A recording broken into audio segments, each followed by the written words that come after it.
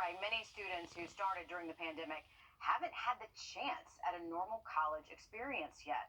Today, students, faculty, and staff are getting closer to the reality of normal with AU's on-campus vaccine clinic. Officials say 250 people were able to get vaccinated today. They also tell us while this is a one-time clinic, there will be more pop-up clinics coming after spring break for students and for staff. Today, we spoke with university leaders on both sides of the river to find out what it's going to take to get students back on campus and what normal looks like post-pandemic.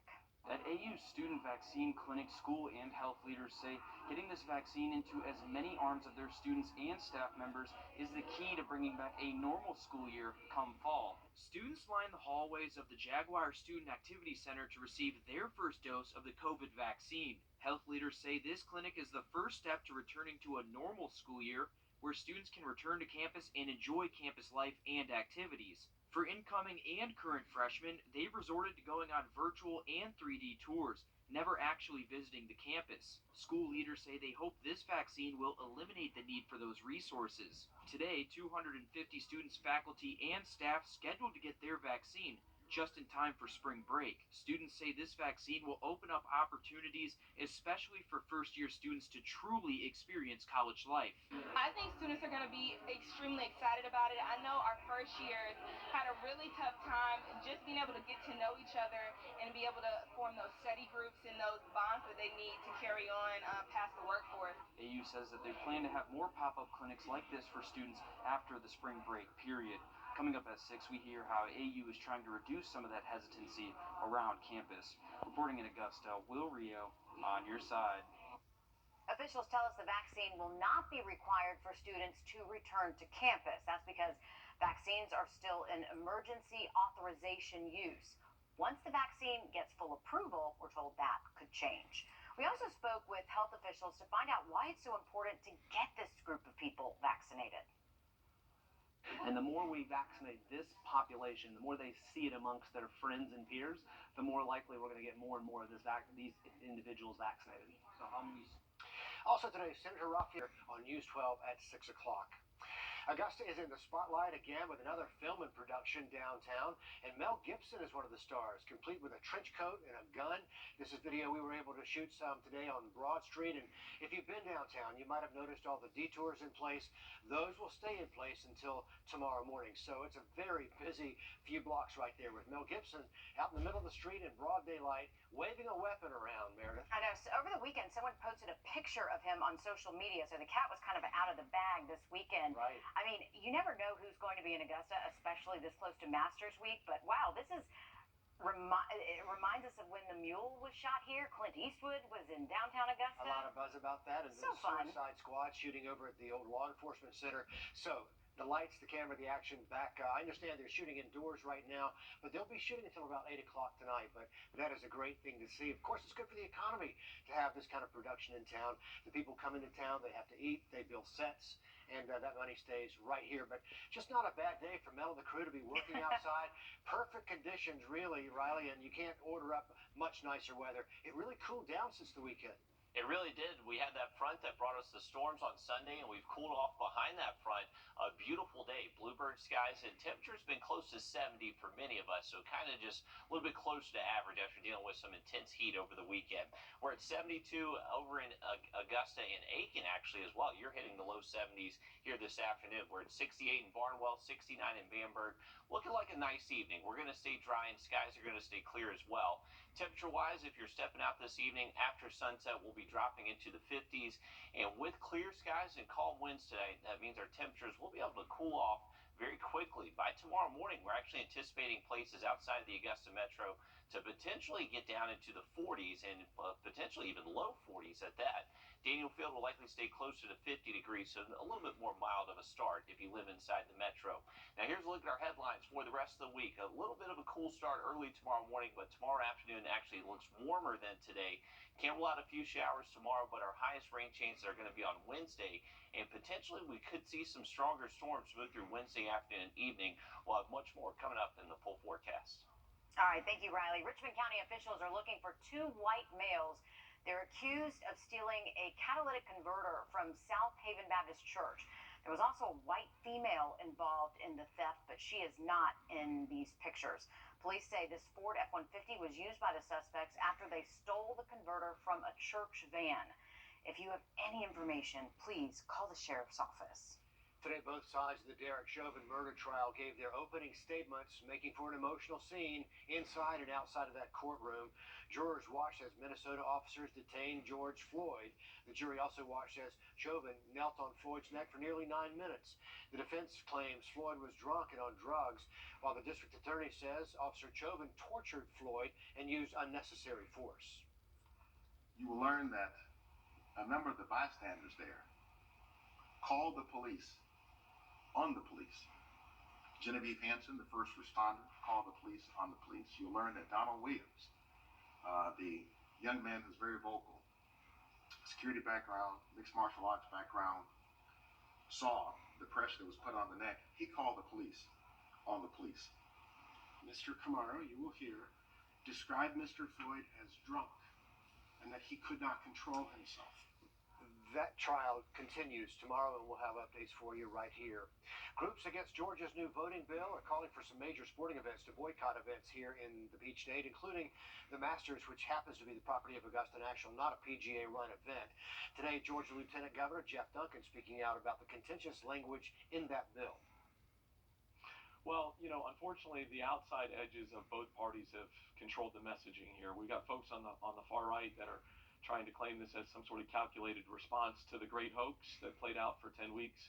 And you got folks on the left that are claiming this to be some great, overreach of voter suppression.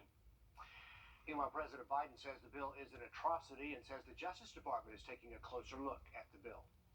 Some good news for people behind on their rent or who might be facing eviction.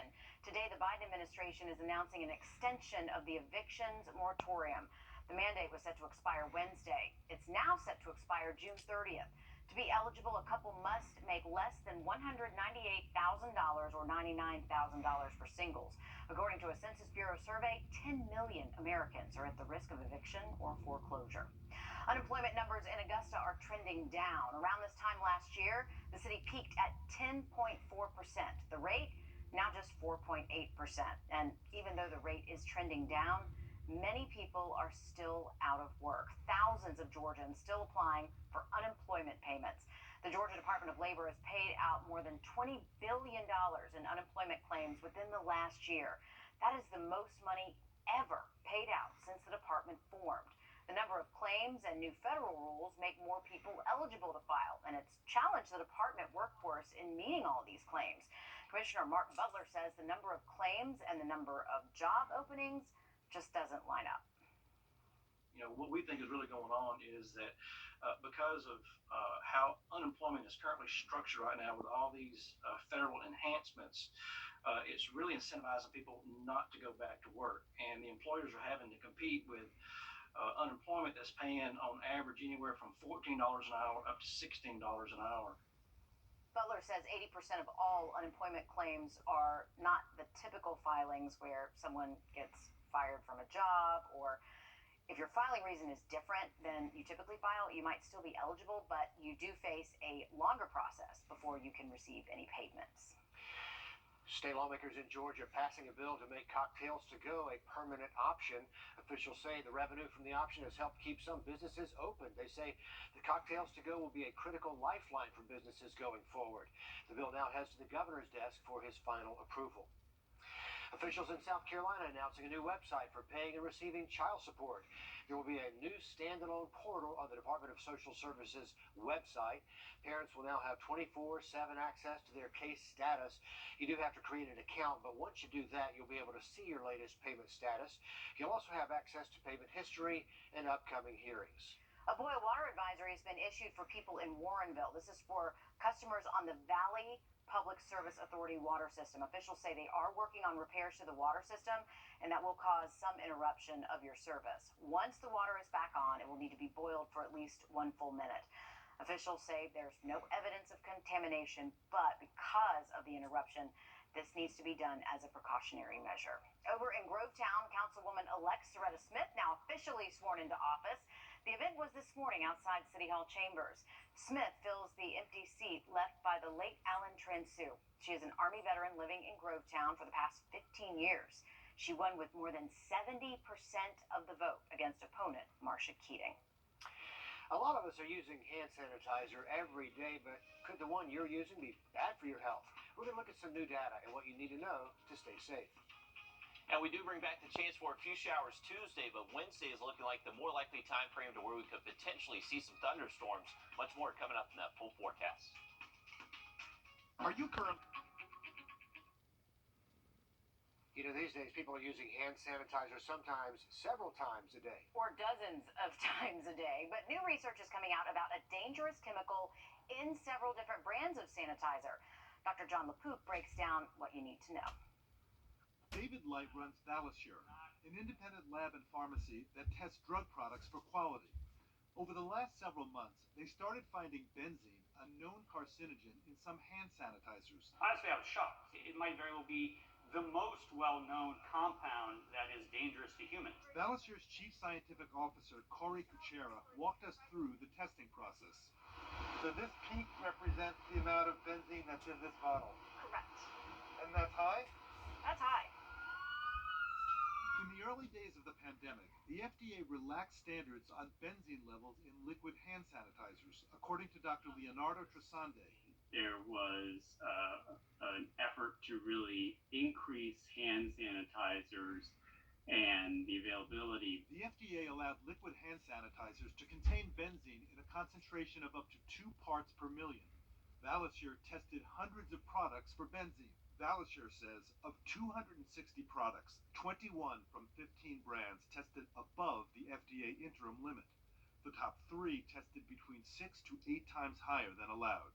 Batches of this sanitizer, with a baby Yoda on the front, contain nearly double the allowable amount. Attempts to get a response from manufacturer Best Brands consumer products were unsuccessful. CBS News found the product available on Amazon, who told CBS News it is investigating the products in question. There's no reason for that kind of a product to be on the market. Dr. Daniel Teitelbaum is an expert on benzene exposure. He warns benzene absorption could be increased in workers who use a hand sanitizer contaminated with benzene, then put on gloves that prevent evaporation. There are people who have special risks. It's a lot of healthcare personnel. It's a lot of cleaning and sanitation people.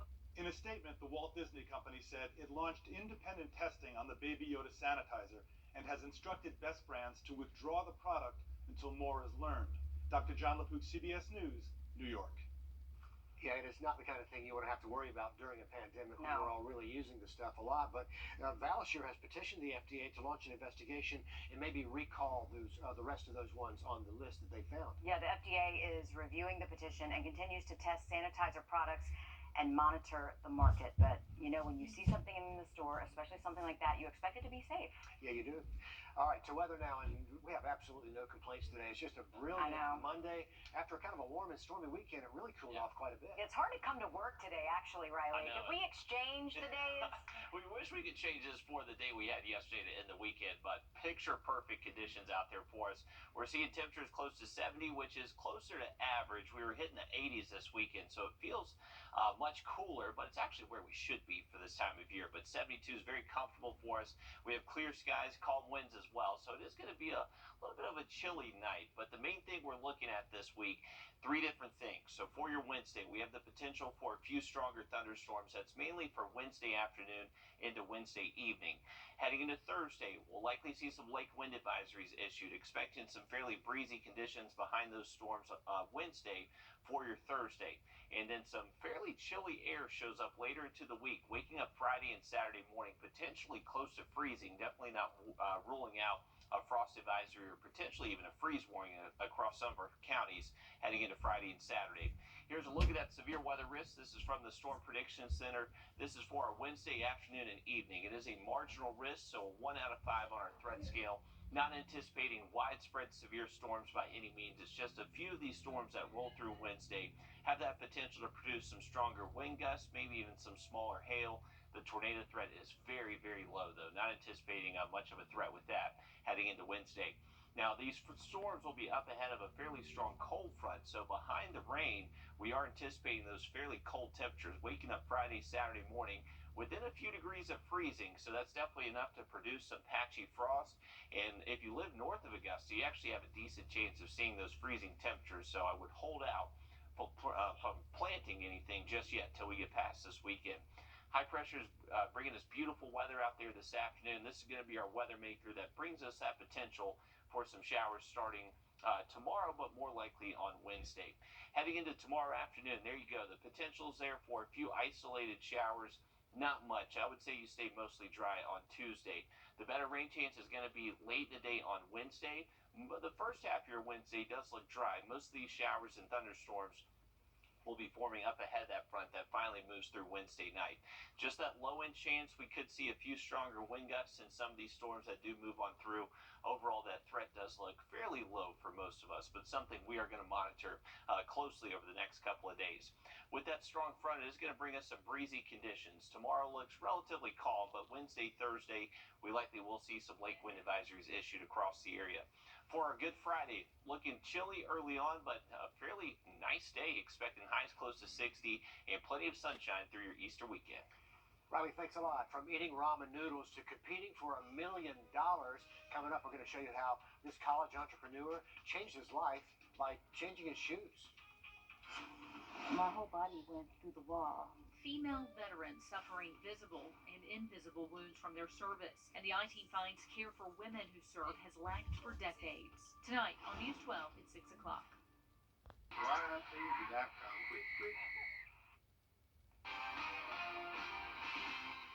Breaking news just into our newsroom. Georgia Governor Kemp in quarantine this evening. Officials say the governor was exposed to someone who had COVID while he was touring the storm damage up in Noonan, Georgia. Governor Kemp got that one-shot Johnson & Johnson vaccine dose last week in South Georgia. He tested negative this morning. We'll let you know just as soon as we learn more about that exposure. Moving on now, if you went to college, you can probably remember the days where you didn't have all the money you needed. That meant ramen noodles for dinner or maybe rationing off those meal swipes in the cafeteria. Absolutely. I think we can all relate to that. This 23-year-old decided to open a business painting shoes to make money. Now he's being celebrated as a top entrepreneur in the nation. Felicia Ashley shows us why. Fresh out the box and to a canvas. Whether you're rocking checks or stripes, Isaiah Kelly can add ice to any drip laced on your feet. Babe camo design. Many of us know the college struggle of ramen for dinner or rationing meal swipes for lunch. It was no different for the Northern Kentucky University graduate. I'm frugal with my money. I don't like spending money. Shoes get extremely expensive. And so I figured if I can just buy a base shoe and then paint it the way I like it, I don't have to pay $600 for a name brand. After turning YouTube into his own university, the 23-year-old who wanted nothing to do with fashion learned how to get shoes for cheap and turned them into a palette and a lucrative business, Smooth Creations. We fell in love with art and, what you can do on shoes and how you can really make something that is essentially blank and then turn it into something beautiful. What he can do with a shoe landed his kicks in the hands of athletes, major companies, and organizations across the country. How he pitches could land $1.5 million in his pocket if he wins the Rice Business Plan competition. Frosty Air Force Ones. Out of 440 applicants, Kelly was one of 54 chosen to compete to pitch his smoothness to nearly 300 investors in the world's richest and largest student startup competition that works like a virtual version of Shark Tank. I want to be a role model. I definitely want to give back. What we learned, 2020 was a very difficult year, but one thing I took away from it is that, the thing about, my race and my people is that a lot of times we don't own anything. There's not enough black entrepreneurs. There's not enough black business owners. And so my goal is to really be able to inspire and then give back to the next Isaiah or kids that are looking at me. Kelly says snagging the total prize will allow his company to acquire equipment to customize shoes within minutes so his pairs can sneak into your closet faster. He's really good, isn't he? Yeah, he was like, oh, you just needed to get blank shoes and then paint them how I like them. Yeah, you just have to. No, his talent is incredible. Incredible. It really is. We're back after a short break. In South Carolina, 3 now, or go to roundupsettlements.com. Well, we are getting close to that time of year to where we usually see our last freeze of the season. For us here in Augusta, our usual time frame towards the end of March. For places like Aiken, a little bit later towards the first week of April. Now, later into the week, we are anticipating some mornings, Friday and Saturday morning, potentially could get down close to freezing. So I would hold out on planning anything just yet. For Tuesday, Campbell had a few isolated showers later, mainly Tuesday afternoon, but the real rain threat this week is anticipated to be on Wednesday. That's when we could potentially actually see some stronger thunderstorms again. Overall, the severe weather risk is very low, though, on Wednesday. Looking breezy Thursday, then much cooler the rest of the week for our Easter weekend. And that's going to wrap it up for News 12 First at 5. Laura Warren joins me here on the set for News 12 at 6 o'clock. That begins after a short break. See you then.